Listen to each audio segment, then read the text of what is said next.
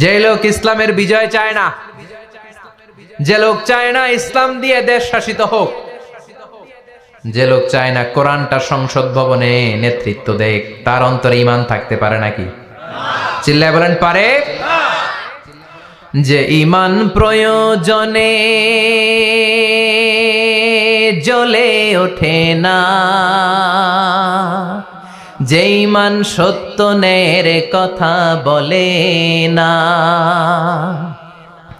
যে ঈমান প্রয়োজনে জ্বলে ওঠে না, যে ঈমান সত্য ন্যায়ের কথা বলে না, যে ঈমান বাস্তবে নাই, যে ঈমান অন্তরে নাই, মুখে শুধু ফাঁকা বলি, কি করে তারে বলো ঈমানে বলি, কি করে তারে বলো ঈমানে বলি, কি করে তারে বলো ঈমানে বলি, ঠিক কি না?